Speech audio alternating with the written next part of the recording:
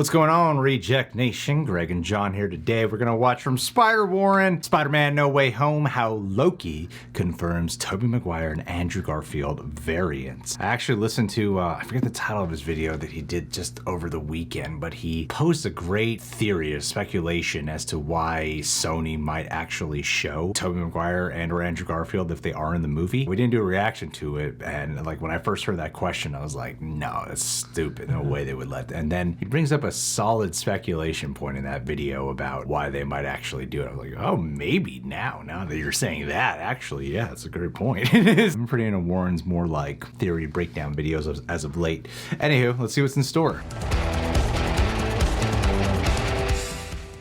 What's going on, everybody? It's Warren. Welcome back to the Cosmic Wonder, and Loki Episode 3 is only a couple of days away where we're expecting some pretty big reveals. Loki has already given us plenty of things to talk about, including the multiverse, different variants, Secret Wars, Kang, all very, very exciting subjects that I will be talking a lot more about, but today I want to talk about how Loki actually sets up Spider-Man No Way Home, and how not only does it give us more evidence of Tobey Maguire's Spider-Man showing up along with Andrew Garfield's Spider-Man, but it actually explains kind of how they're going to show up. And of course, not only is Loki going to affect No Way Home, but it's also going to affect Multiverse of Madness pretty much the same way it affects Spider-Man No Way Home, so this video really is about both, but I'm gonna try to keep the focus on Spider-Man. Also, my Marvel chair giveaway with And a Seat ends in 10 days, so click the link in the description down below. You know you so want you can one. enter. Now, if you haven't seen Loki Episode 2, I will be talking about spoilers, specifically around the different variants of Loki.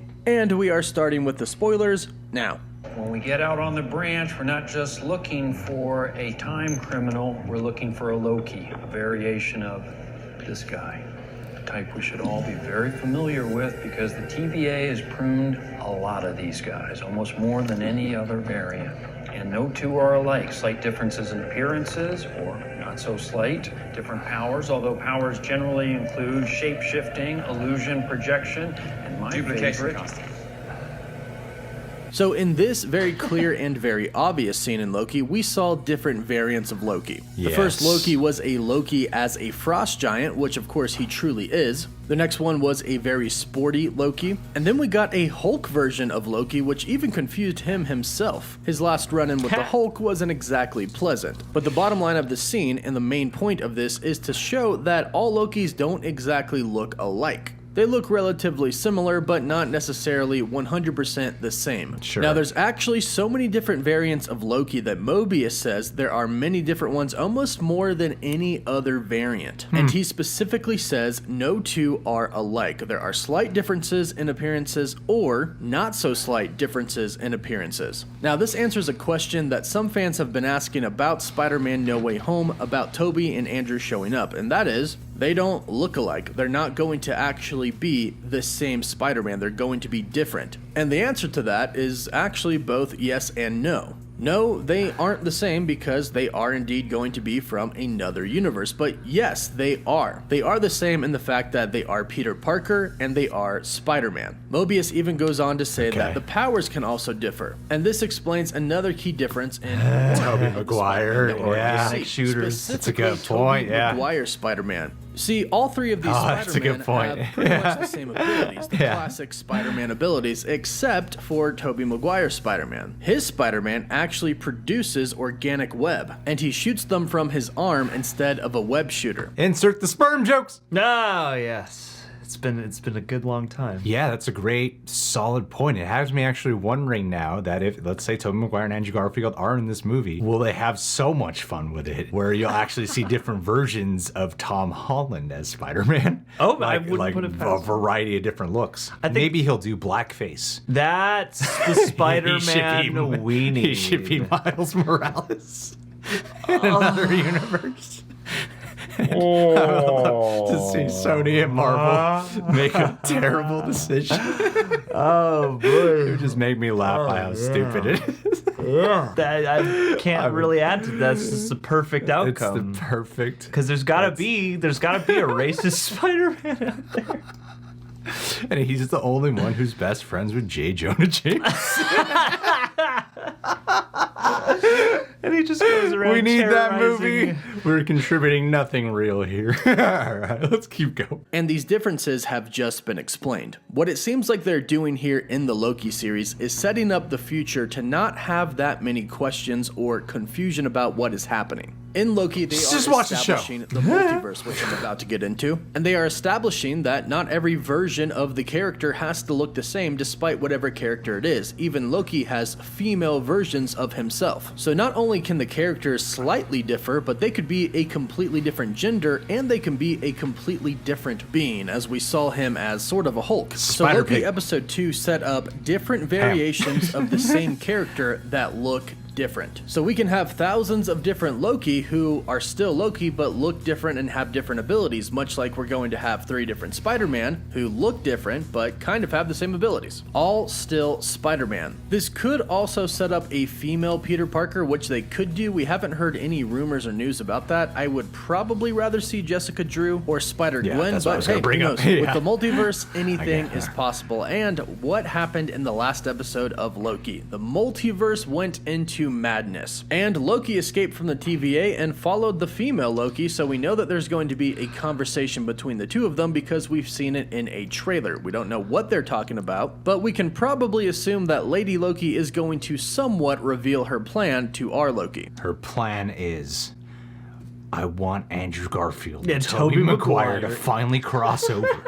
I'm a huge Marvel fan. And I really want Sam Raimi back for a Doctor Strange movie. So I'm thinking a multiverse of Multiverse. madness could solve all our problems. Loki's gonna be like, what the hell are you talking about? It's not about you. It's about Tobey Maguire and Andrew Garfield. That's what this whole show's about, getting to them. I'm sure they'll talk about something important.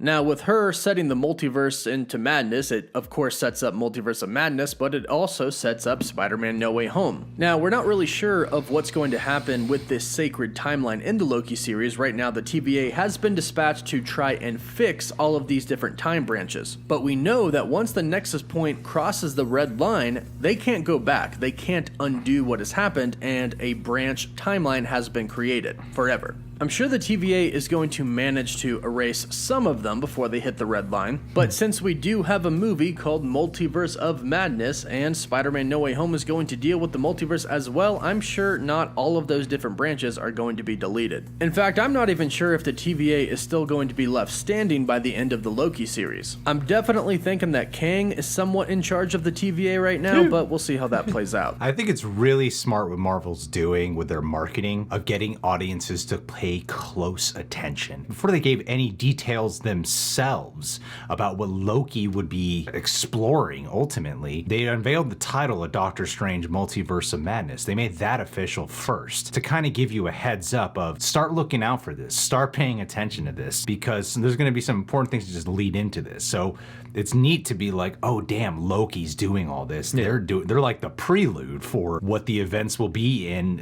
It's like, I know Marvel generally does that, but for this specific concept for worldwide audiences to latch onto, I think it was really smart of them to do that, because a lot of times, like when we're hearing about the Spider-Man news or we're hearing about Loki, we go back to Multiverse of Madness. We go back to specifically those words. I think it's really smart how they did that. It just kind of dawned on me in this moment. Oh yeah, well, and with the way that like their character development and storytelling has grown and changed with these shows and stuff like that, I feel like 2 has their laying down of Easter eggs and setting up of things for the future. You know, you can do that in a way that is a lot more subtle but still apparent, and that, you know, functions as something to kind of improve the magic of the world you're watching right now, but also promising what's to come, instead of, you know, some of the clunkier stuff that we've seen in the just movies. You know? But we know that the supposed focus of our Loki is to take down the Timekeepers, to overthrow them. Loki doesn't like the idea of somebody else controlling his destiny. He doesn't like the idea of fate. Even though, ironically enough, he was the one that wanted to control everybody, because he said it's easier for them. Yet the guy himself has a hard time being controlled. So I guess it's not really easier. But he's How gonna do take you down like the it? Timekeepers anyways, or at least he's going to try, and then Lady Loki clearly has a plan to get rid of the TVA. Because although she is different, and seems to be quite superior, she is still Loki, which means she is also going to struggle with freedom, with fate. So by the end of the Loki series, they think these two Lokis might actually take down the TVA, which means there could be thousands, millions, billions of different timelines created because there's going to be no organization or timekeepers or anything to stop the timelines from being created or erase them when they are created. And this is how we're going to get Spider-Man No Way Home. This is how we're going to get the different variants of our Peter Parker. Marvel is kind of putting this right in front of our eyes here, setting up Tobey and Andrew to appear in No Way Home. The multiverse will be in madness, and these are just going to be different variants of Peter Parker. And then supposedly we're going to be seeing a lot of different variants of a lot of different characters in Doctor Strange in the Multiverse of Madness. One rumor that I've heard that I personally really hope is true is that we're going to be getting different versions or variations, we'll say now, of Captain America, of Iron Man, of Black Widow, a bunch of different characters played by actors who could have played them. For example, John Krasinski could show up as a variant of Captain America. Tom Cruise could show up as a variant of Iron Man. Emily Blunt, a variant of Black Widow. I think this would be pretty cool to see since those characters could have played those roles. That was a possibility at one point in time. And if we kind of want to try and speak somewhat realistically, if the multiverse was real, there is a reality that exists where they actually got those roles. I would love that if Tom Cruise did it, because if he was to do Iron Man and then he also did this with Austin Powers Goldmember, how grand would it be?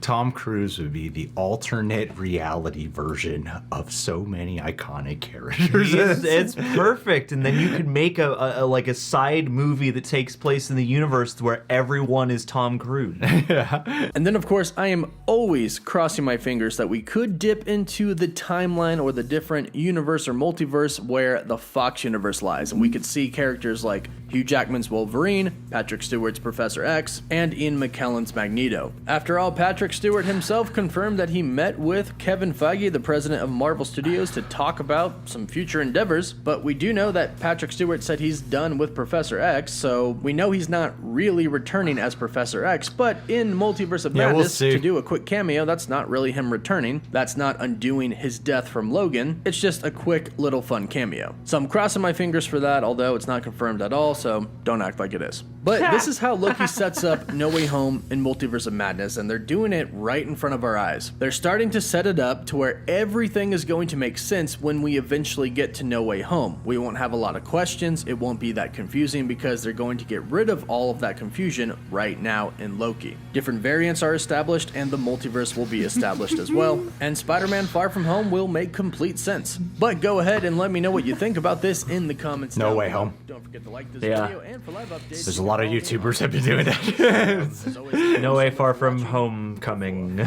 And yeah, if Loki is indeed doing all this setup so that way we don't have as many questions, that's clever too, because doing all this in a show, which is 6 to 7 hours long in runtime, depending on episode length and whatever, yeah, you can easily explain all this without getting bogged down in exposition so much where it detracts from the emotional experience. Whereas Spider-Man No Way Home, with all the rumors that we've been hearing about what's going to be included, one of the concerns is that might be over convoluted, not just with characters, but then also having to explain what's going on. So if you already have a property that's really explaining what's going on, where audiences will get many months to dive into this property so that way it can all just be clear for them. All right, yeah, that eliminates one worry where you just got to do like a simple recap in No Way Home. That way you're not like overly confused as to what's really going on. So I like that, man. This is all good stuff. Yeah. I think I think if they are in the movie, yeah, you're 100% right. Like this Loki is setting you up for the whole variant explanation for it. Yeah, 100%. I completely agree with you. Guys, subscribe to Warren if you haven't done so already. He's been killing it lately, and I personally really enjoy these kinds of videos of him more. I know like a lot of times it's like leaks and whatever, but these explanation videos or theories, I'm a big fan of. Subscribe to The Real Rejects, click the notification bell, hit the like button, follow John at DadJohnHumphrey on Twitter and Instagram, because I never tell you guys to do that. Catch you guys soon.